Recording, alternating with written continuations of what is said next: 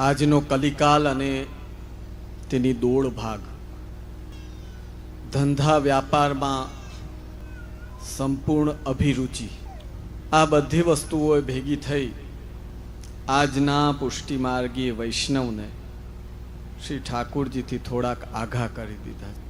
અને તે પરિસ્થિતિમાં જ્યાં આચાર્ય ચરણ શ્રી મહાપ્રભુજીએ ગ્રંથોમાં સ્પષ્ટ આજ્ઞા કરી છે, ભાઈ પુષ્ટિ સૃષ્ટિનો જન્મ કેમ છે, ભલે જાણીએ કે અજાણીએ તમે ઠાકુરજી સામે તુલસી રહીને ઊભા રહ્યા અને બોલ્યા કે હે પ્રભુ, હું તમારો દાસ છું. महाराज हम तो चार हैं, तो ये पांचवी पातल कौन की है?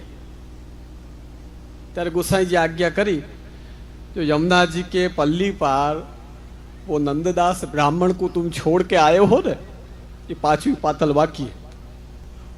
ओला શેઠ ને શેઠાડી સામા જોઈને કહે કે જે આફતથી આપણે બચીને અહીંયા આવતા હતા એની તો બધી પહેલા ખબર જ છે, અહીંયા બધી કંઈ નવું તો છે નહીં. હાથ જોડે કહો, મહારાજ તમારી લીલા તમે જાણો, બોલાવો એને. નાવ મોકલી ને નાવ આવીને પૂછ્યું, નાવિકે પૂછ્યું કે ભાઈ આ નંદદાસ કોણ હે? એ તો બિચારા આવવા માટે તૈયાર જ બેઠા હતા. એટલે કે મેં હું નંદદાસ, तुमको गोसाई जी ने बुलाए हैं, आओ. नाव में बेसाड़ी लई गया. श्री गोसाई जी ने दंडवत कर्या, व्रत आदि नतु कर्યું, પણ એમને આજ્ઞા કરી કે तुमको नाम सुनावे, जाओ स्नान કરી આવો. નામ અને બ્રહ્મ સંબંધ કરાવીને પછી આજ્ઞા કરી કે અબ પ્રસાદ લો. સમજો વૈષ્ણવ, આનાથી કહેવાનો તાત્પર્ય સમજો. કલિકાલના કારણે લૌકિક ઘણો લાગેલો હોય, પણ જો શ્રી ઠાકુરજી અને ગુરુદેવની કૃપા હોય તો લૌકિકના કાદવમાં ગળાડૂબ ફસાયેલો હોય ને તેને પણ કોઈને કોઈ માધ્યમથી ત્યાંથી કાઢી શ્રી ઠાકુરજી પોતાનો બનાવે છે. વિચાર કરો કે રાગ રંગમાં લાગેલા નંદદાસજીને પણ એ રાગ રંગમાંથી કાઢી અને આપે પોતાના બનાવ્યા, લૌકિકમાં ન પડવા દીધા. તો તમે બધા તો વૈષ્ણવ પરિવારના અંગ છો. આજની સ્થિતિ એવી છે કે જે માટે આપણને બ્રહ્મ સંબંધ થયો છે, ભગવત સેવા માટે, તેની કોઈની ઈચ્છા જ નથી જાગતી. બોલ, હમણાં જો આ બધા બેઠા છે મનોરથી, હમણાં એક ખૂણામાં લઈ જાય ને પૂછો કે બોલો આમાંથી કોને સેવા કરવી છે? એ કે આપણું કામ નહીં હો. ને હમણાં ખૂણામાં લઈ જાય ને પૂછો પ્રસાદની પાતલ પડી છે કે તો આપણું કામ. તો દુઃખના લગાડતા જે છે એ ફેક્ટ કહું છું, હકીકત કહું છું. કારણ લૌકિક આવેશ એટલો બધો છે, અલૌકિકને હૃદયમાં બેસવા દેતો નથી. આપણા આચાર્ય થયા શ્રી હરિરાય મહાપ્રભુ આપે શિક્ષાપત્ર નામનો ગ્રંથ લખ્યો છે, જે સત્સંગમાં વૈષ્ણવજનો કાયમી નિત્ય એક એક શ્લોક, બે શ્લોક વાંચતા હોય. શ્રી હરિરાયજી એટલી સુંદર આજ્ઞા કરે છે. આપણે પણ જોજો ક્યાંક જતા હોઈએ ને આપણે ક્યાંય બેસવું હોય તો પહેલાં તમે શું કરો? રૂમાલ કાઢી ને તરત જગ્યા સાફ કરો ને પછી બેસો. એમ જ આપણા પણ અંતઃકરણ, આપણો મન અને આપણી બુદ્ધિ, એમાં લૌકિક કચરો એટલો ભરેલો છે. એ શ્રી ગુરુદેવની કૃપા, ઠાકોરજીની કૃપા થાય ને ઝાટકવાની બુદ્ધિ આવે ને તો મનુષ્ય ઝાટકી શકે. કચરામાં આપણે નથી બેસતા તો આ હૃદયમાં અનેક કચરો ભરેલો હોય ત્યાં ઠાકોરજી પધારીને કેમ બિરાજે? બોલો. એટલે એ કચરાને દૂર કરવા માટેનું સાધન એ ભગવદ નામ, ભગવત સેવા, સત્સંગ અને સાચું શિક્ષણ છે. હમણાં જે તમે આ 2 દિવસ આયોજન કર્યો છે ને, એ તાત્કાલિક પુષ્ટિ માર્ગની સેવા કહેવાય, ઓકેશનલ. ભાઈ 2 દિવસ તમે જો 2 દિવસ કેવા આમ રંગાઈ ગયા કે નહીં, પણ હમણાં મનોરથ પૂરો થશે પછી પાછા ઓલા લૌકિકમાં ગળાડૂબ રંગાઈ જશો. જઈ છે કે નહીં? આ હકીકત છે કે? તો 2 દિવસ તમે બહુ મોટો અનુષ્ઠાન કર્યું છે, એના માટે ખૂબ ખૂબ આશીર્વાદ છે.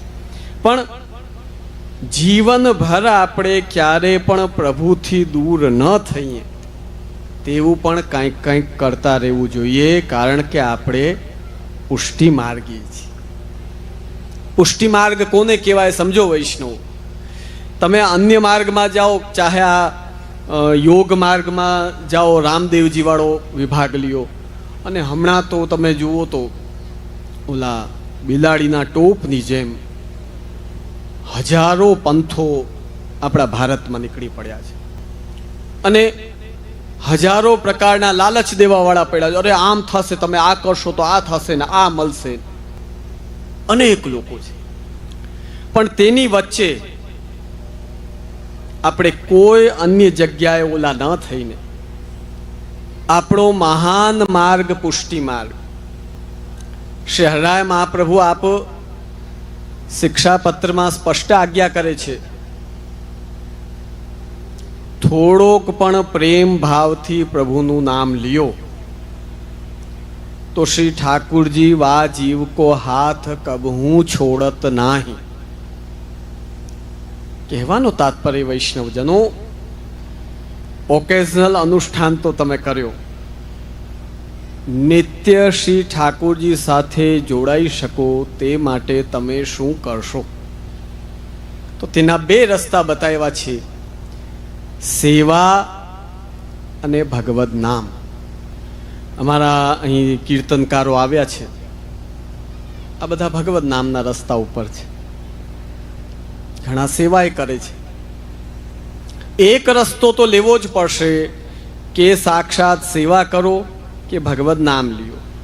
સામાન્યમાં કોઈ પણ વૈષ્ણવ કહો તું સેવા કરશે, ઓહો ઈ આપણાથી થોડું આપણે તકલીફ વાળું છે. તકલીફ ન બોલો, તકલીફ કહે તમારે ગામડામાં, એ કે ઈ જરા તકલીફ વાળું છે, આમાં કેમ સેવા કરવી. મને યાદ છે 1996-97માં જ્યારે અહીંથી આપણા હાલારમાંથી હીરા ઘસવા માટે દોટ મૂકી હતી લોકોએ. જ્યાં જુઓ ત્યાં શું કે હીરા ઘસવા ગયા છે, હીરા ઘસવા ગયા સુરત.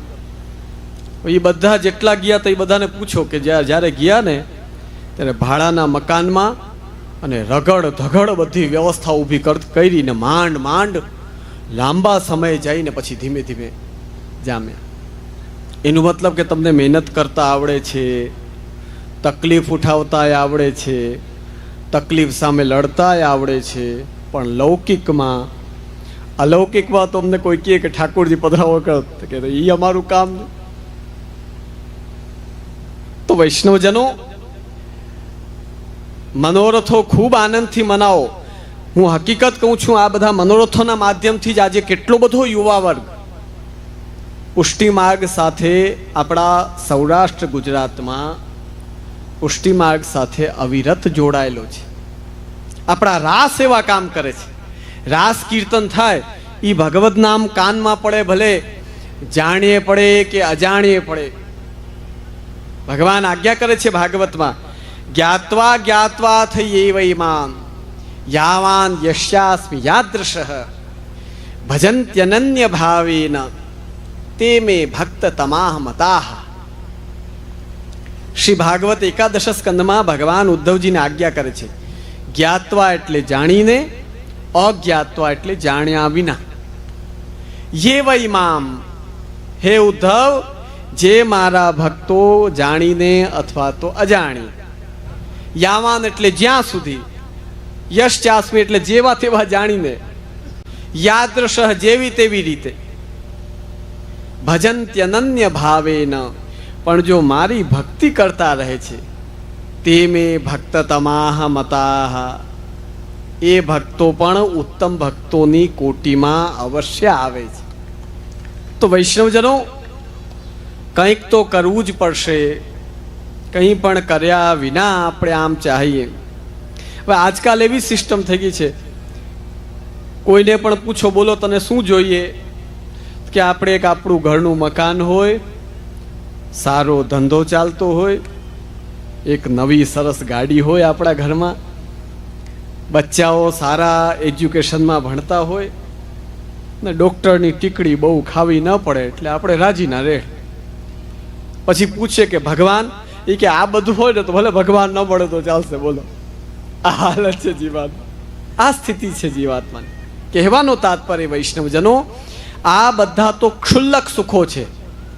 પરમ સુખ જો કોઈ જગ્યાએ હોય તો એ છે પૂર્ણ પુરુષોત્તમ ભગવાન શ્રી કૃષ્ણ.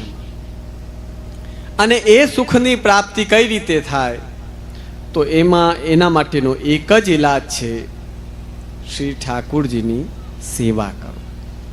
તમે જ્યારે આ બધા પરિધાન ધારણ કરો તો અમને બહુ ગમે, ઠાકુરજીને ગમે. પણ અમુક લોકો તો વારસો સંભાળો. કેમ જુઓ, ખેતરના વારસામાં કોઈ ના પાડે છે, કોઈ કહેવા નથી આવ્યું કે ના અમારે નથી સંભાળવું. સેવાનો વારસો આવે તો કે હવે જરા અમારે વિચારવું પડે. કોરોના કાળમાં 48 સ્વરૂપ હવેલીએ પધાર્યા અને અમને એટલું દુઃખ થયું કે બધા વારસા લેવા તૈયાર, પણ સેવાનો વારસો આવે તો કે વિચાર કરવા લાગે. શું કામ વિચાર કરવાનું ભાઈ? આપણને જો આપણા પ્રભુ ઉપર વિશ્વાસ હોય તો શ્રી ઠાકુરજી એટલા કૃપાળુ છે કે લૌકિક પણ બરાબર આપણું સાચવે અને અલૌકિકમાં પણ આપણું હાથ પકડી રાખે શ્રી ઠાકુરજી. એટલે વૈષ્ણવજનો, વધારેમાં વધારે ભગવત સ્વરૂપ પધરાવો, ભગવત સેવા કરો.